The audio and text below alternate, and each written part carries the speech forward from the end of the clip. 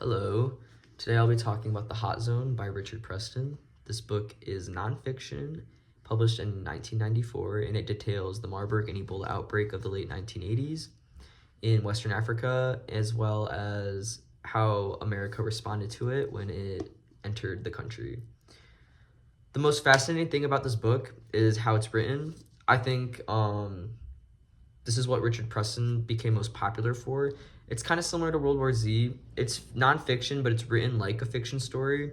It follows different characters and their anecdotes and experiences with Ebola. It also goes in chronological order, so it's quite easy to follow along. Something that this book is really good at is not making you feel dumb while you're reading it, although it does go into procedural stuff and medical details and stuff.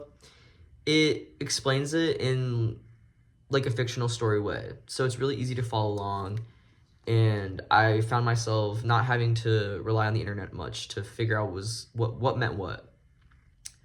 The most fascinating part of this book is definitely how it starts. It starts in a really suspenseful, gory way. It starts with this Frenchman who was, I would say, probably the most popular Ebola patient of his time. He was in West Africa and contracted the disease and had a horrible, gory demise in a hospital. It was a whole fiasco. It was quite disgusting. And it details every detail. Richard Preston did not spare one thing.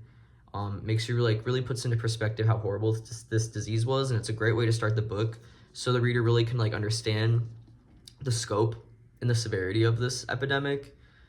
I think my favorite part of the book is seeing how the U.S. military responded to it, especially when it came into North America's borders through monkeys that were brought here for animal experimentation. The woman who this part of the story is told through is Nancy Jacks, and she works in a level 4 containment zone for this virus. And just seeing how serious and procedural each and every little detail must be was so interesting. And at some points, it almost feels like it feels like you're reading science fiction because of how complex, I guess you could say, these procedures are and everything. But like I said, it's easy to follow along with because we get the characters' personal feelings and expressions, so it remains human. It doesn't sound like you're reading a textbook at all. And there's also a lot of places for empathy in this book as well, as these characters are working through this epidemic. Overall, I think I rate this book a 4 out of 5.